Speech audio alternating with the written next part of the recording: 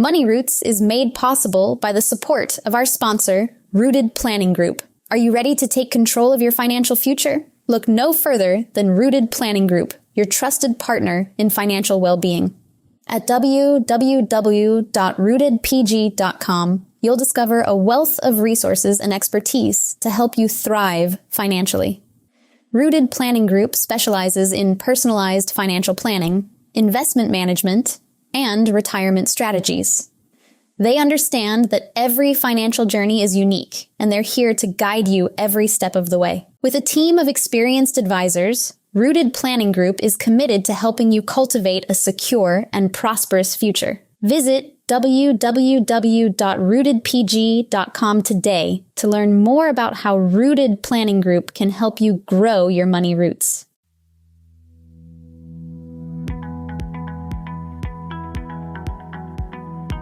Welcome to Money Roots, the podcast where personal finance gets personal. Each week, Amy and her guests dig deep into the world of finance, making it more approachable and understandable for everyone, no matter where you are on your financial journey.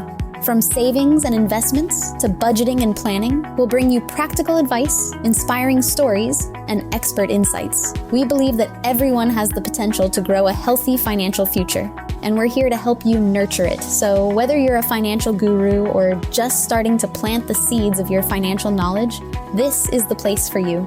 Get ready to uncover the tools and strategies that can help you thrive financially. So without further ado, let's dive into today's episode of Money Roots. Wonderful. We have all of our panelists. We have a few guests that have joined us. And I just want to say welcome to both of you. I'm so thrilled to have both of you here today to talk about something that's such an important topic for many of our clients. I was just saying to Emily prior to launching this webinar today that, I work with a lot of 50-something individuals, and they're starting to have these conversations with their parents. They're starting to have those conversations with their grandparents. And so they're starting to have these conversations with me too as a result of that. So I'm so thrilled to have both of you on. I know, Emily, you and I did a podcast not too long ago on this very topic. And I just felt like, we needed more time to cover this and to talk about it. And when I learned that one of the authors was your dad, who happens to be one of the co-panelists on the call today too, I said, do you think that, the two of you would come on and talk about it from this multi-generational perspective? So I want to pause there for a second and give each of you an opportunity to just introduce yourselves so that the listeners and participants can actually learn a little bit about maybe even why you decided to collaborate on this book together. Amy, thanks so much for having Emily and me on this topic. And Emily says great things about you, so I'm looking forward to the conversation. And it's nice to see you. The genesis of this book, this is actually the third edition of the book. The first two editions I wrote with my sister, so this has been kind of an all-in-the-family story from the beginning. My sister Sharon had done a master's thesis at Stanford on what we now call auxiliary dwelling units, ADUs. And I said, Sharon, you ought to turn that into a book. So we did that. She interviewed and I interviewed about 100 people around the country and around the world who are living in multi-generational households. And that's really the bricks of the book. The mortar is some of the statistics and cultural considerations around it and how it works in the United States and in other countries. For the third edition, well, unfortunately, 2 or 3 years ago, I guess it's 2.5 years ago now, my sister died, not from COVID, but it was during COVID. And so I wanted to continue her legacy. And so I asked Emily and a friend by the name of Angel Vargas to join the author team. And they each bring different perspectives on healthcare and particularly home care, which are becoming much more important topics now that us baby boomers are starting to fall apart. I am a baby boomer. And So the health considerations are hugely important. And from a financial planning standpoint, now is the time to start thinking about people my age are going to begin to fade away. Also, young people have health problems as well, but the big problem for the country right now is people my age. And so that's the genesis of the book. I'm so happy to continue the family tradition. And Emily has such a wonderful set of experiences to add, and I'll let her talk about that. Yeah. So, yeah, thanks, Dad. And always good to be with you, Amy. And hi, everybody.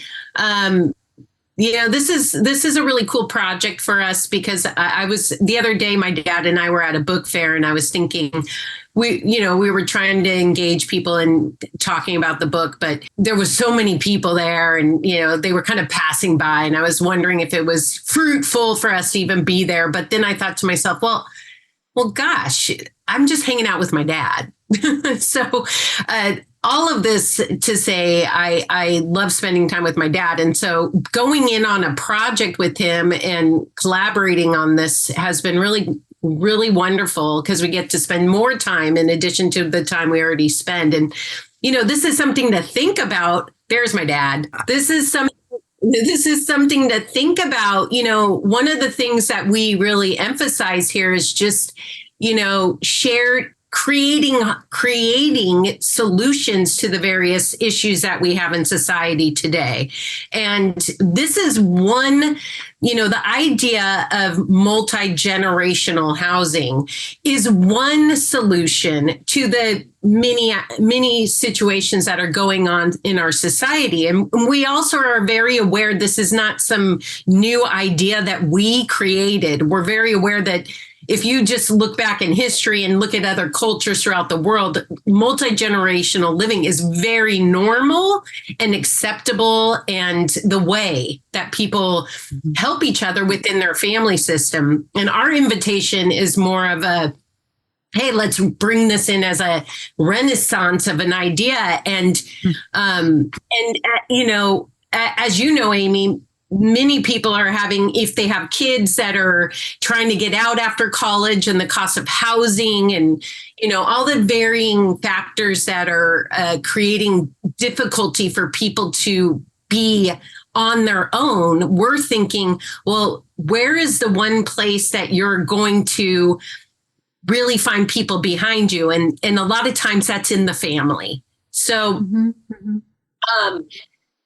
partnering up with my dad and Angel, who unfortunately isn't here today, but his perspective was very important. My background, and what my contribution was to the book had to do with palliative and hospice, end of life care, and grief following the death of loved ones. And, not everyone ends up in that program, but we wanted to give people the understanding of what is offered to them in these programs that, past, if you have Medicare, it's covered by Medicare, the programs, all the assistance that can happen with that, how it can be helpful, sharing, important points of planning, et cetera. So that was the piece in which I contributed. And then the executive, of home care for a big medical system is our third author, and he offers kind of the landscape on that. So you guys have a big picture now of the whole project and book. So I'll stop there and Amy, let you. Maybe I'll add a little bit about myself. My background is I've taught international marketing for 40 years at both USC and UCI. And so in that process of writing about that topic, I've learned a lot about how people live in other countries, and am always happy to make comparisons to how things are handled in other countries compared to here in the US, because there are good ideas in other places. And Emily hit the nail on the head. Human beings for 300,000 years have been living in multi-generational arrangements, starting with our far ancestors in Southern Africa. And we're basically designed as human beings to collaborate. The way we communicate with one another face to face and with language, we're designed to collaborate. And the last 50 years or so, we've gotten away from that a little bit in the United States with the notion of the a lot of it, right? Yeah. And so anyway, that's a little bit more about my background and what I bring to the party, so to speak. Well, one of the things, and I told this to Emily when I was talking to her about the book, is one of the things that I love about it is it's sort of it's such a good resource, number one, but it bringing us back together. There's so many facets of that, right? So there is that level of independence, and I totally get it. I'm one of the most independent people. My mother always jokes and says she came out independent, right? So I'm one of the most independent people that you would ever know. But I know when my mother-in-law was very ill, one of her biggest concerns was, just going into a nursing home. Like, she just didn't want to go into a nursing home. She saw her siblings, she saw her mom, she saw the loneliness that they experienced. She saw the care that they experienced, or the lack and it wasn't that their fault. Like, the nursing homes are tight-shipped. They have limited resources. They can't sit there with you all day. So it wasn't like she was blaming anything, but she just didn't want that at the final stage of her life. And so she, repetitively begged us, please don't put us into a nursing home. And we were very fortunate to live close enough to her that when her journey for her end of life was starting to become very dominant in our family, we could rotate her care in her own. Like, we were close enough that we could go stay with her. We would rotate shifts, and so we kept her in her home. And her end of life transition was extremely peaceful because of that. And she wasn't stressed by the fact that she was by herself. And for us too, her situation was in the thick of COVID. Like, she became ill in the center of COVID. And, there was going to be absolutely no way we were going to put her in a nursing home during that period of time. She wasn't going to die alone. Like, that was against every being that we had. We were going to figure it out. But I think a lot of people had the opposite happen, where their family members were in nursing homes and they went through that journey by themselves, or they were alone for 2 years. And so I think that this topic is really front and center to a lot of people's mind because of this time in the world, really, but also because it can start even earlier. Like, we've had some families that are in their 40s that their parents are now moving at least closer. And in some cases, they're building like mother-in-law suites, as you want to call them, because the cost of childcare and the trust of childcare is becoming an issue. So, having your family unit closer so that can actually happen and your family values are implemented. And yes, there can be outside, participation for education purposes, but a lot of families are starting to feel very uncomfortable with daycare, and the cost of daycare, like I said, has gotten so astronomical. So all of those things are just becoming more and more part of the conversation. And as a financial planner, there's the financial side, but then there's can I live with my parents that close to me again, or my grandparents that close to me again? And so the book, one of the things, and I think you can bounce around in it, right? The sections that are most important to you, but the book is an enormous resource. I was telling Emily before we jumped on, I'm like, okay, go read this section of the book. Like, go get this book and read this section. This is so applicable to your life right now. There might be other sections in and here's some talking points, because where I see it go wrong is the unknown, the undiscussed, that I didn't know it was going to be like this, or I thought it was going to be like this. And that's where I see it go horribly wrong. And so by bringing the questions out that you brought out, and nobody's like saying, well, I thought like having those questions there to talk through, nobody's making an assumption that there was a problem. It's just a list of questions that we're going to make sure that we've all talked through. And so you don't have the emotion that can come with a question that didn't have an emotion, but there is a presumed emotion. We're a family unit. we're gonna put our own little spin on what that family baggage brings with it. And this book really just says, oh, okay, let's answer these questions. So everybody's on the same page. So I love, like, that's one of the reasons why I love the resource. And so I would love, to ask the question about, you're coming from different directions, right? You talked about marketing, and Emily, so John, you came from marketing. Emily, you're coming from palliative care. It's still caregiving, but palliative care. When you thought about like coming back to the table and bringing Angel in as well, and updating this book, was there something in your lives that said, we should do this now? Like, this is something that is maybe within our best interest to have the conversation, or was it more an area of interest for you each? Well, it's an area of interest for sure. For me, long-term interest. The first edition of the book was in 2007.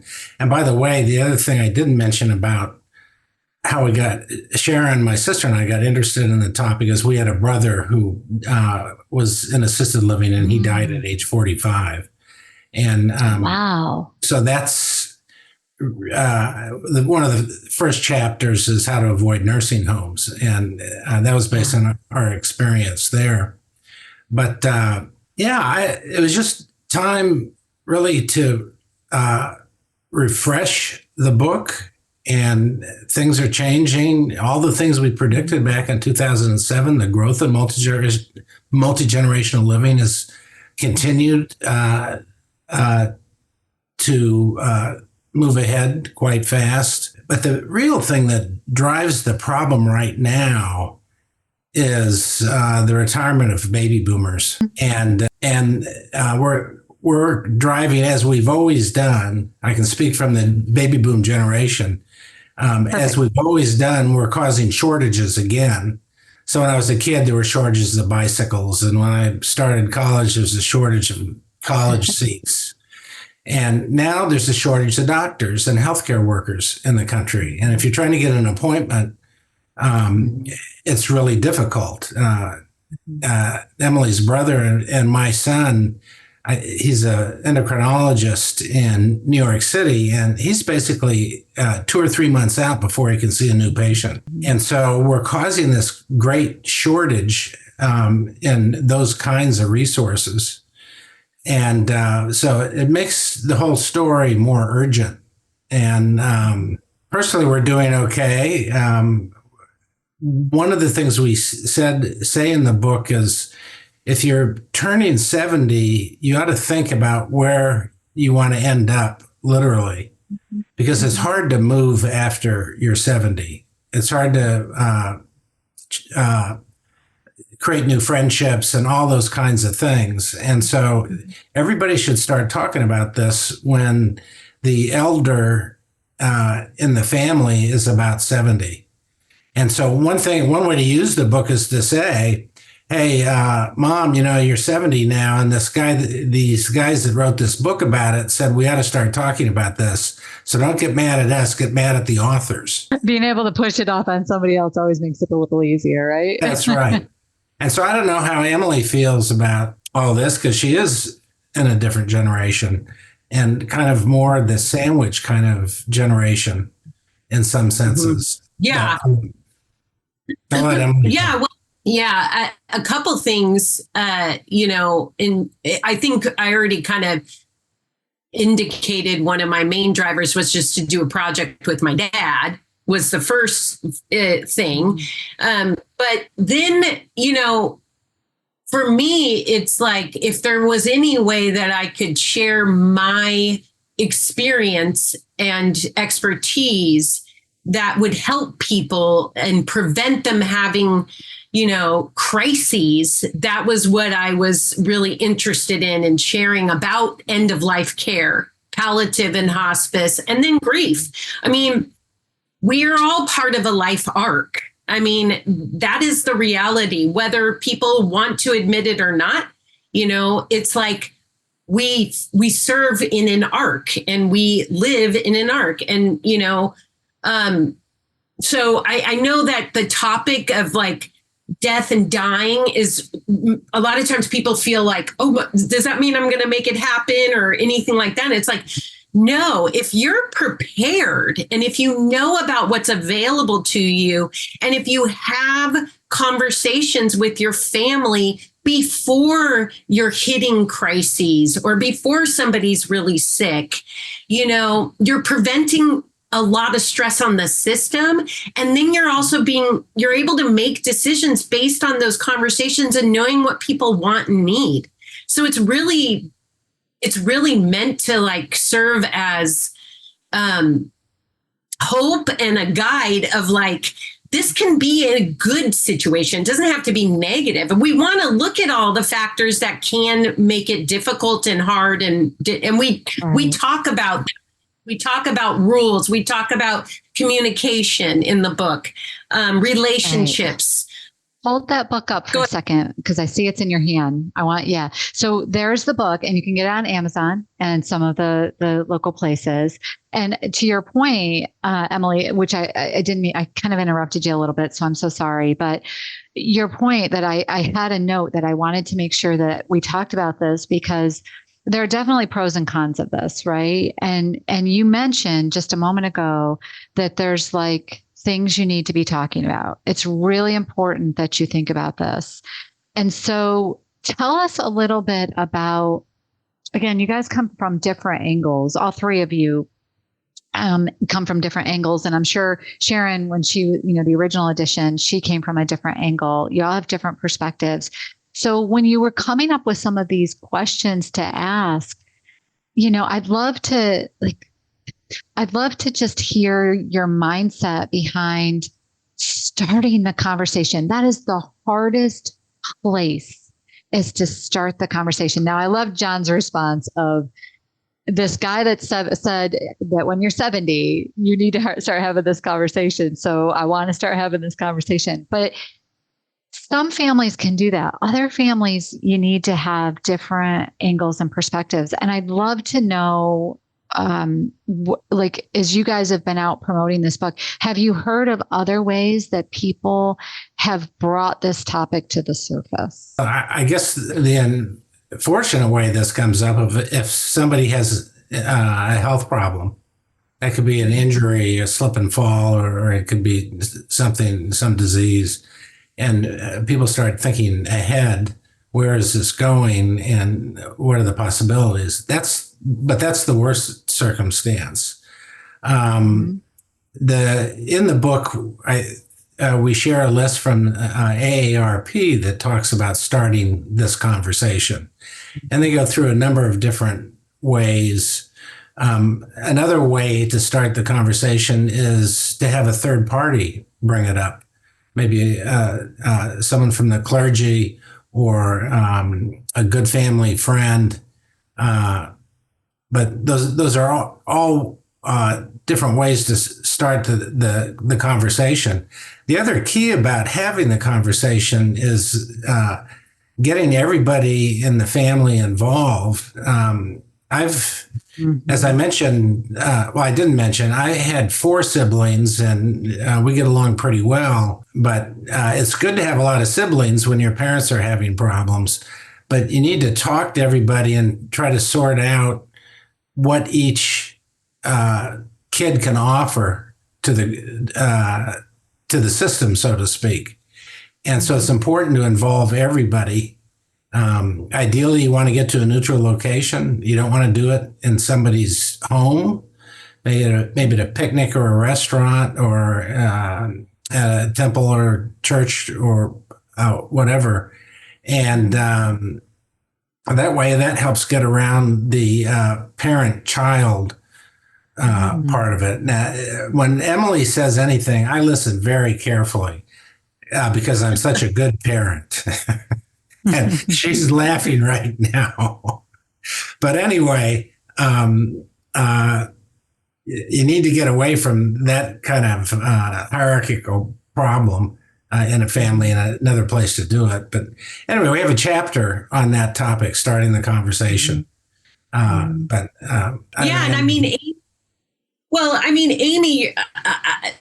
so Amy, you and I think, are the same generation, same age. I think we've decided. And I don't know about you, but I'm having all kinds of friends coming to me now with issues of their parents, of, and also just, we already hit the topic with talking to people by the time they're like 70. My own mother, my dad and mom are divorced many years. And my own mom has been in a rural, like a very small town, very remote town far from us. And she's been talking about leaving there for a long time.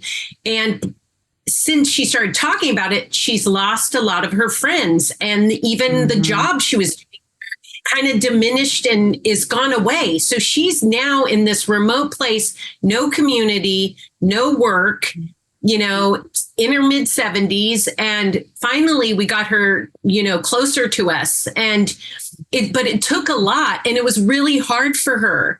And I think that's why we say, when we can have these conversations when we're all well, a perfect place is with financial planning, because you're talking about planning, right? And this is about trying to plan. We're not going to know how to meet every need that we don't see coming towards us, but we can kind of get the framework of it and the house up, the framework, and then fill in as needed. And it is important to assess, and this might, to assess the family system and who's capable of what, who's available, who has resources financially, who has time.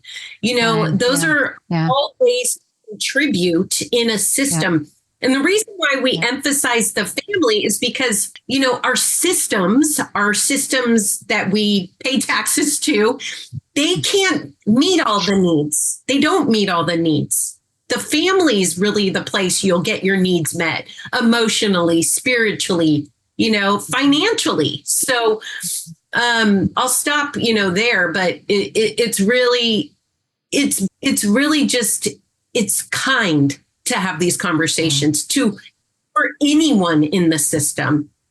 I love that you use the word kind, because I really think that's where people are coming from, as a place of love and kindness, to make sure that you and I have talked in the past, Emily, about raising parents, that sandwich generation, that raising parents generation. And many of us in the X generation, who I affectionately have deemed the forgotten generation, are starting to get to that point where we're, quote unquote, raising parents a little bit. And it might be minimal in nature, just little things that we're doing, but it gets to the point where we're having to make significant amounts of time. And you brought this up, and, remembering that this needs to be entered at from a place of kindness and love, and accepted on both sides, because there are things about our parents that drove us nuts when we were, younger. And there are things about our parents that are going to drive us nuts as we get older too.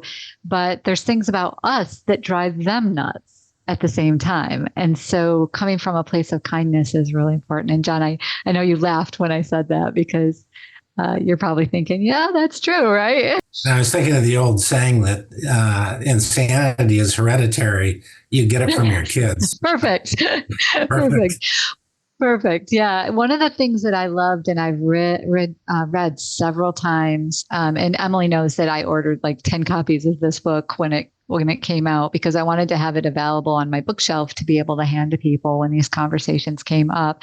And I wanted my own copy as well. But the practicalities chapter part 3, that particular section is really, I think, so helpful. Not that other sections aren't, but that particular part is so helpful, because it is about there's the discussion around deciding to live together. There's several pages in there that talks about the privacy side, the proximity and the privacy side of things, because that's always the fear that I hear. Like that independence that we talked about initially, my independence and my parents' independence is really important on both sides. And when parents my experience is when parents start to lose their independence, they fight back. Just like kids, when they're starting to gain their independence, start to fight back. The similarities are very clear to me. Like, when I'm sitting in the middle and I'm seeing it, it's easy to see. But when you're in the thick of it, you're participating in it, you don't necessarily see that you're both fighting for fierce independence in different ways. And it goes, no, please speak. Because I was going to ask, what are your thoughts around that? One of the key points in the book about multi-generation is a couple of key points. One is it doesn't work for everybody. Mm-hmm. Some personalities just can't get along. But one of the things we found in doing the research is this issue of privacy and proximity and trying to find the right balance. And so we talked to builders, and some of the builders now are good at that, and some not so well. So I live in Irvine, interestingly, and some of the builders around here have added what they call granny flats or artist studios, but they put them upstairs. So that's just such a bad idea. But other builders are really good where they consciously put a separate entrance in and put a separate kitchen facility. And we know from talking to so many people that the kitchen is often the battleground. It's obvious why, because that's where everybody crosses paths, in the kitchen. And so having separate kitchens, having the hardware right, can make a difference, and separate entrances is important. I mean, I am happily married now, but if I were a single old guy, maybe I would like to have a date over, and it'd be nice if I didn't have to parade her or him through the rest of the house. So this idea of privacy is just crucial, and in my own planning, I about 10 years ago, or maybe 20 years ago, I told the kids when we were doing the first edition of the book, I have 4 kids. I just told them when I get decrepit, which I'm on my way fast, I'll be living with one of them. And I just don't know which one yet. But I'm planning on being a burden. Actually, the minister in our church pointed out one time that we're designed to be a burden as we get older. And so we have So are the kids fighting over you at this point in time? I don't know. I have a couple of other books that are intended to bring grandparents and grandkids closer together. That are kids' books. Oh. And one of them is called The Great Squirrel Burglar. The artist in the book is my sister. So it's another case of working with family members. But the 2 main characters, one is a grandfather squirrel, and he can't remember where he stashed his nuts and acorns. So the grandson squirrel is assigned to help him. And that's a metaphor for a lot of different ways. I was talking with a fellow that works with foster kids recently, and the idea came up to possibly connect foster kids to elders in the neighborhood, and they can provide different kinds of help. The younger kids can help with the computer, and maybe the elders can help with a little bit of wisdom. Yeah. Well, I love that idea, John, because one of the things that's very common in the X generation, if you do some research on this, you'll find is many of us did not have children. Yes. For whatever reason, that is statistically true for the X generation. And I actually didn't know that, except I started noticing a pattern with many of my clients that are my age, like myself, like Emily, that just don't have children. And it was, for many of us, a very conscious choice. I think that was our fierce independence at some point in time, and then just made the decision that that's the life that we were going to live. So when you talk about, you were saying, I'm going to be a burden for those of us that don't have children. We don't have that choice. Well, I suppose we could think about, the fostering program that you're talking about. We might be able to offer some wisdom, and they would be able to have a loving, welcoming home that they could help with the technology side, or, even the transportation side, or the companionship side of things. So, I would love to to hear your opinion, if you have one, either of you, if when you've worked with people or talked to people that don't have that family unit that they could even, have under one roof. Yeah. I will tell a quick story, then I'll let Emily provide a much better answer than I know she will. One of the people we talked to, a couple, they were teachers, and they had this is in Northern California, they had a condo near the beach, and they used to have other teachers, they would have them stay in it over the weekends when they weren't there. And so that kind of built a community around this condominium and teachers. And that's just one kind of idea. But Emily, please. Yeah. Yeah. I mean, the opening of the book is actually my story, which has to do with not having children. And I really wanted kids. I wanted a partner. I wanted kids. And that wasn't what occurred and has occurred for me. I'm probably not going to have kids. I'm still holding hope for the partner. But,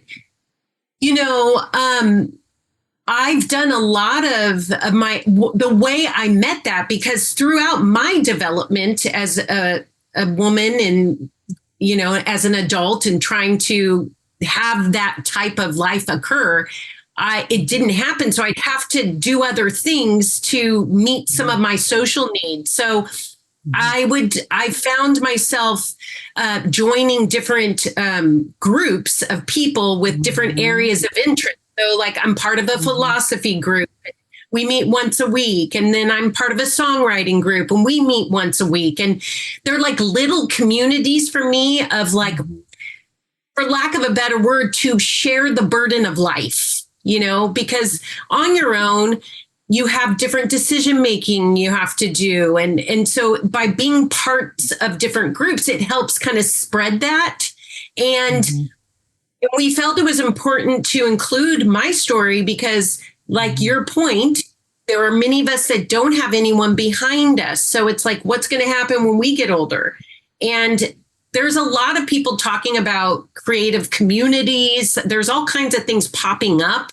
And I think it's to meet this need. It's like, can people share a piece of property and put little dwellings on it, or tiny homes, so yeah. It's going into this, and the book is called Under One Roof, Creating Harmony for Multi-Generational Living. But the piece is about creativity and being creative with who those people might be. It might not be family. Some people don't have family. So it's like, what's your chosen family? What are your friend groups? What are you part of? Thinking out, being big picture and thinking on a bigger scale. And I'll just stop because I think you might have something to say.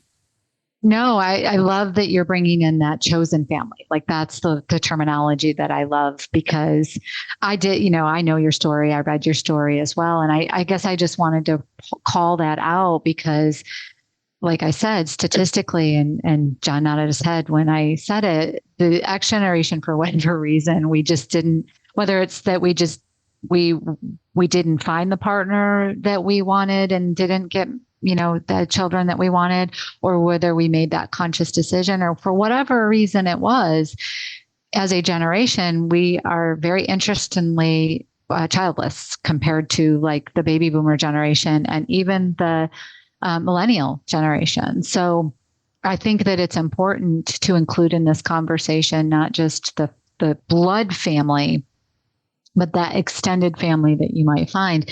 And John, I have to say, I love the idea of the fostering, because to me, that is really bringing together two very, was it Gran Torino that Clint Eastwood, was that the name of that movie where he sort of did that quasi, right? I mean, totally different scenario, but as I'm thinking about it, like that's actually what he did, right? He brought a young kid in and sort of fostered him, for lack of a better term, and the kid helped him and he helped the kid. Go ahead. No, please. I hadn't thought about that movie, but you're exactly right. And I'm glad you brought that up. But that makes me think of another quick story about policy. And when ADUs start to come into neighborhoods, the first objection is parking. And so my response to that is, okay, so you care more about your Grand Prix than your grandmother. That's what you're telling me. And the policymakers use that excuse of what about parking all the time? And it just kind of makes me crazy. Yeah, no. The other thing on your topic, when we were writing the book, we ran into an article by Paula Spann at the New York Times. She in the title used the word kinless Americans. And we thought the article was so good that we paid to have it reprinted in our book. And so that's another view of things. She gives a lot of statistics and things like that. And I should say, one of the other motivations for this book was just looking at the demographics. We could see the baby boomers coming. The fall off in fertility is happening worldwide.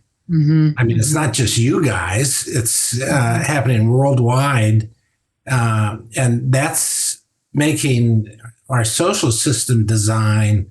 If you think about Medicare and Social Security, they were designed when we had a lot of young people supporting a lot of older people in a population pyramid type of scheme. And that was in the 40s and the 60s.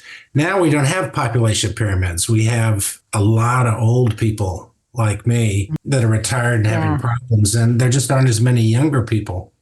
The other thing that contributed to this demographic issue is the new longevity, although that's faded a little bit the last couple of years. But people are living longer, they're having fewer kids, and then you throw in baby boomers. I guess we have to blame Adolf Hitler for that problem, since he created World War II, and thus the ripple effect. Anyway. No, I think we have kind of the hourglass shape of population. I mean, not the bottom part of the hourglass being smaller, but you have the baby boomers that are being supported by these two separate components, if you want to say. But the bigger income earners right now, which is that X generation, there's not as many with that particular group than there is the millennial generation. And so millennial generation is bigger, equivalent to the baby boomer generation, but their income isn't supporting the upper generation. So we're having that problem. And as you mentioned, the Social Security and Medicare, when they were developed, people's life expectancies were not anywhere near what they are now. We were looking at people going on Medicare at 65, and they might be on it for 7 years. Now we have people on Medicare for 25 to 30 years, right? I hope you're right. I mean, the average age, I do not remember where. It was a conference that I was at, but I took a screenshot of this, and they said the average age of an individual that works with a financial planner consistently is 90 years old. That's the life expectancy, not the average age, sorry. The life expectancy of somebody who works with a financial planner is 90 years old. And I looked at my colleague that was sitting next to me, and I'm like, see, this is why we plan to 100, because this is important to hear these kind of statistics, because some people will say, oh, I'll never live to 90. And then when I heard that the average life expectancy for somebody working with a financial planner is 90, that's the average. So that means that there's those outliers and there's those underliers, but there's those outliers too. And that's why it's so important. And if you think about living to, even 95 or 100, and you retire at 55 or even 65, you have a lot of living to do in those years. And the question that I will often ask my younger retirees that are getting to that 60, because I look at 65 now and think, oh my gosh, you have all these years in front of you, because some of my clients are in their 80s and 90s. What do you want to spend and commit your time and energy to? And, so many of them are like, well, I'd love to travel and I'd love to do this. And my early years, so Emily may have told you, but I break down retirement in sort of 3 stages. I talk about the go-go years, the slow-go years, and the no-go years. So those kind of 3 phases. And so in those go-go years, you know, they want to be out, they want to be doing things. That independence is extremely important, but they've got this burden that we talk about, this asset that is not generating any income for that. And that's their home. It is just sitting there, and it's a safety place, but it's just sitting there earning zero for them. Now it gives them safety, soundness, security, all of those kinds of things. But what if they were to unload this burden because they want to travel, they want to do all these things, and they combine resources to have this suite or this separate entity that's very close by. And now they literally can go and sort of have that plan in place for when the slow go starts to sit in. Yeah. So now the slow go starts to sit in. You're around, the kids are around, maybe you're helping with the grandkids a little bit, but if you need a second set of ears for different doctor's appointments, or, you're still going, but you just need that level of protection that just, and when I say protection, that's those years that I'm just not moving as fast, but I'm still mentally competent. I'm still good, but just not moving quite as fast. And they are susceptible. That group is a little bit susceptible to some of the scams and some of the things that are out there. Often it's a lack of technology understanding. I'm not saying always, but and then when you get into those no-go years, that's when a physical safety mechanism kicks into place. So, but now you've had the opportunity to slowly get into this, because if you're going, then you're not there all the time anyways. And you don't have that, kind of adjustment period. And I'm doing this because, there is that sort of adjustment period that can sometimes occur. And so, as I was reading through the book, I kind of kept that in my mind. And even under the financial and legal considerations sections, which is my get, right? I just kept putting that in the forefront of my mind, thinking, if I can present this to clients in a way that I don't want to force anybody to do anything that they don't want to do, of course, but bringing that section into the place after they've thought about all of the other things that are in the book. Now I can say to them, how we talk about the go-go, the slow go, and the no-go? Here's how we can make that happen. If you're okay with everything else, if everything else fits, here's how we can make that happen. So I just want to say thank you so much. And Emily, I don't know if you wanted to add to that particular, No,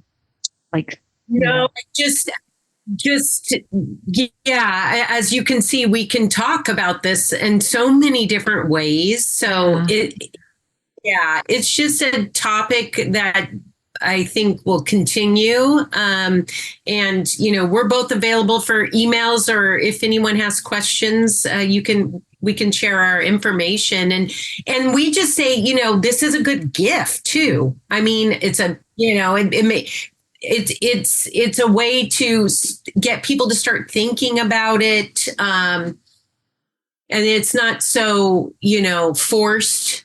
It's giving them an opportunity. I want to say, John, please go ahead. Yeah, just one last comment. I mean, the good news, a couple of things. One is, as you were talking about, and I'm going to use this, the go-go, slow-go, and no-go. I'm going to use that. I'll give you credit. Perfect. But that goes back to Emily's arc. You can do some things at some parts of life, and we ought to be thinking about that. What does the next 5 years look like? And I'm being an old guy, and I've lost my other thought. It's because I interrupted come back you. later. But anyway, it's the idea of giving it as a gift. Yes. Oh, I know what the point was. I'm sorry.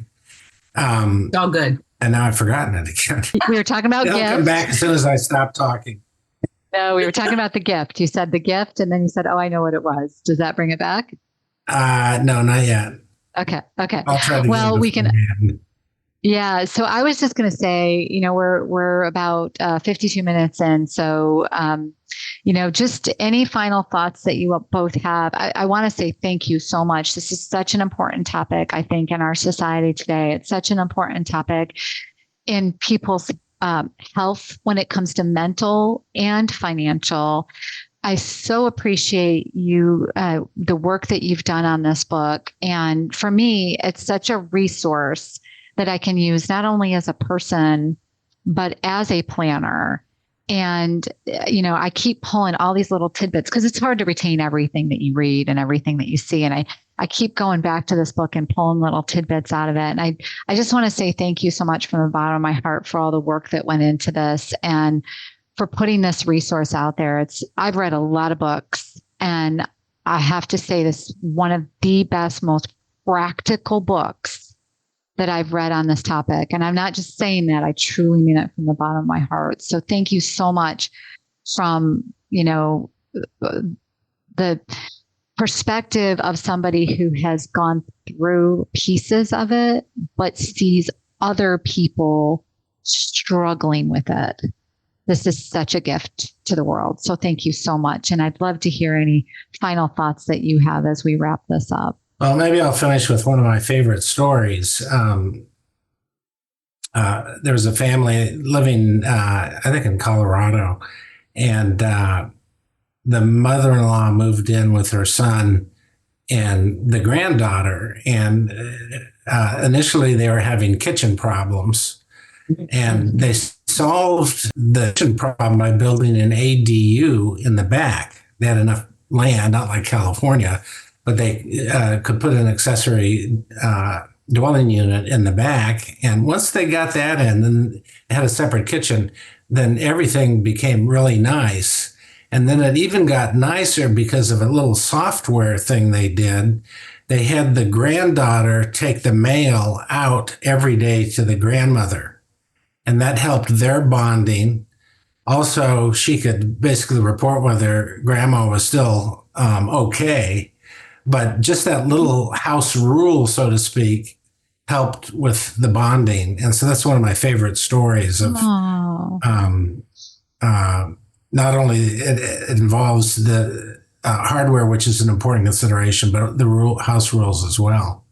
But thank you very much for inviting us and saying such nice things about the book. We really appreciate that. Yeah. Yeah. And I'll just finish by saying we talked a lot about like all the practicalities and all the things to think about. But, he just finished with the story about the relational piece. And we didn't give a ton of time to that, but this is also about connection and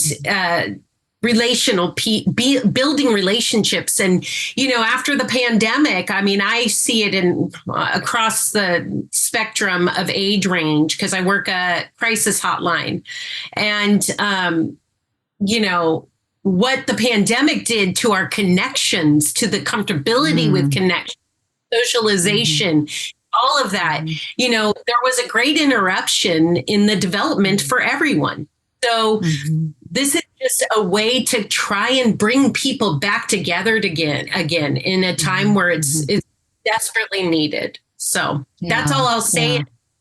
And I'll thank you too, Amy, and the listeners. And like I said, if we can answer any questions, we'll be available. And we hope the book, wrong way, upside down. We hope it helps. The intention. Thank you, Aunt Sharon. And, from the bottom of our heart, we thank her for bringing this idea to the forefront. I think we should. I do think. Oh, please, John, go ahead. I think we should finish with a story about chocolate chip cookies. Please, go ahead. So in doing different editions of this book, in the last edition, the second edition, there's a lot of things happening with robots and automation, particularly in Japan. And this was going to be one of the solutions to the elderly problem. And they're about 10 years ahead of us with that. And I was, in a sense, pleased to hear that a lot of those innovations that are developing in Japan aren't being utilized because the relationships Emily was talking about is important, and you lose that with the machines and the robots and all that. And the key thing is, you can't smell chocolate chip cookies being cooked unless your grandmother, or in my case, your grandfather, is in the house cooking them. And so that's an important thing to remember, the cookies. That is so true. Well, I hope that you get to smell cookies, Emily. I hope that that is a part of your life. I certainly miss it from my grandparents. That's something that once it's gone, right? There's the memory, but the smell is never going to be the same because it's from a different location. And it's a great memory to have. And again, just thank you so much to both of you for participating today, for writing the book. And we will have information about the book in the show notes of the webinar when it's released and published. We'll have your contacts information. Emily, you mentioned if people want to reach out to you, so we'll stick that contact information in there, so that people can specifically reach out to you with any questions they might have. And we'll also have a link to the book that's available on Amazon. So if you want to order it, you can go ahead and do that as well. Well worth it. Like I mentioned, I have my own copy and I have little flags in it so that when clients are having their own issues, I can just open it to that section, say, this is what I read. You might want to have get your own book and, have it for your own reference. So we'll have all that information available for anybody that wants it. And again, thank you so much to both of you for participating today. Thank you. Bye-bye. Bye-bye. Thank you. Bye. You've been listening to Money Roots, your go-to podcast for making personal finance accessible and approachable. Thanks for joining us today. Amy and her guests have enjoyed guiding you through the roots of your financial journey. Remember, whether you're planting new seeds of financial knowledge or nurturing the growth of your existing financial plans, Money Roots is here to support you every step of the way. Be sure to follow them on Facebook, X, LinkedIn, and Instagram for more resources. And, of course, subscribe to Money Roots wherever you get your podcasts so you never miss an episode. A big thank you to the sponsor, Rooted Planning Group, for making this show possible. At Rooted Planning Group, they're committed to helping you cultivate a thriving financial future. Until next time, keep growing your money roots.